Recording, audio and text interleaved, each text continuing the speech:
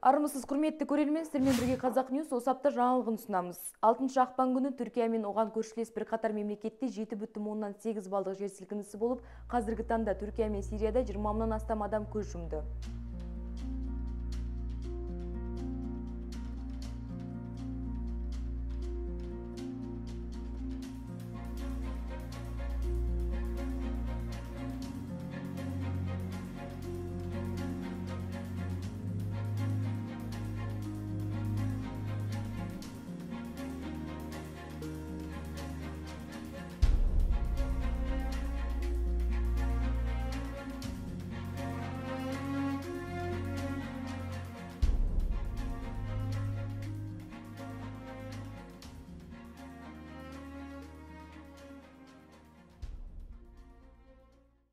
Жүздеген үй мен ғимарат қирады. Үйінде астында қалған, жарақат алған, қайтыс болғандар саны сағат санап артып жатыр. Ал қираған ғимараттар астында қанша адам қалғаны әлі күнге дейін белгісіз.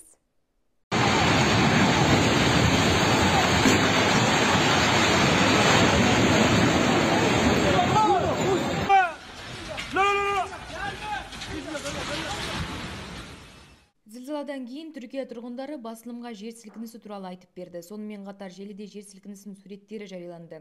Тіпті көп қабатты ғимарат қираған сәт видеоға түсіп қалған. Осы оқиғалардан соң Түркияда 7 күндік аза тұту жарияланды. Президент Қасым-Жомарт Тоқаев үкіметке Түркиядағы апатқа қатысты шұғыл көмек көрсетуді тапсырды. Кейінірек мемлекет басшысы Түркия президенті Режеп Тайып Ердоғанмен телефон арқылы сөйлесіп, Қазақстаннан құтқарушылар мен дәрігерлер баратынын мәлімдеді. Осылайша Қазақстандық төтенше жағдайлар министрлігі құтқарушылар Түркияға аттанды. Төтенше жағдай министрлігі өкілдері Түркияда құтқару жұмыстары қалай жүргізілетінін айтты. 8 ақпанда президент Қасым-Жомарт Тоқаев Түркия Республикасына шұғыл көмек ретінде $1 миллион бөлді. Сонымен қатар ол Қазақстандағы Түркия елшілігіне барып көңіл айтты. Түркияда зілзалада із-түзсіз кеткен Мирболат Құрмашевтың және Әділ Қадырбековтың денесі табылды. Олардың денесін қазақстандық құтқарушылар үйінді астынан алып шыққан. Түркияның Қатай провинциясындағы толығымен қираған ғимараттан Қазақстан құтқарушылардың күшімен екінші қазақстандықтың денесі шығарылды.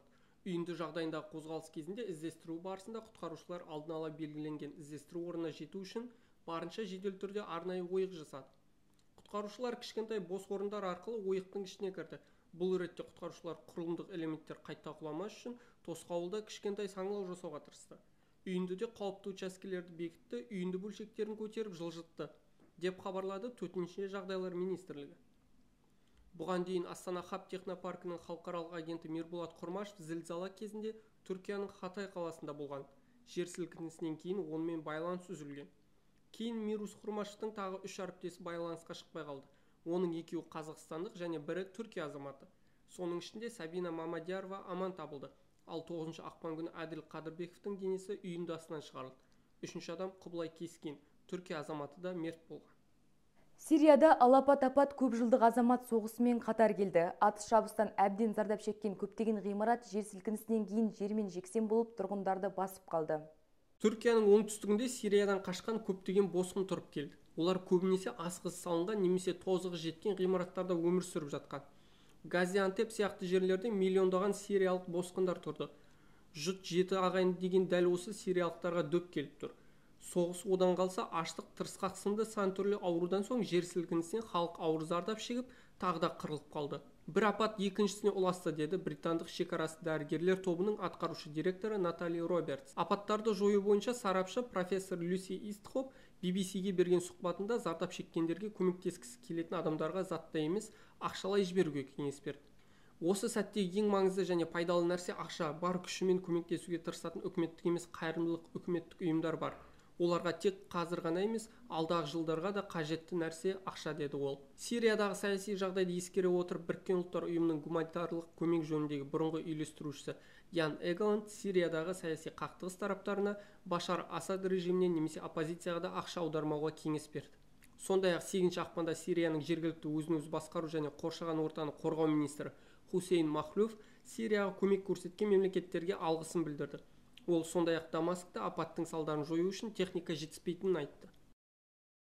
Әйгілі футболшы Месси Түркия мен Сирияға көмек ретінде 3,5 миллион еуро аударды. Ақпараттар легі осымен тәмам. Ақпараттардың толық нұсқасын Қазақ Ньюс сайтынан және Instagram парақшасынан көре аласыз. келесі жүздескенше.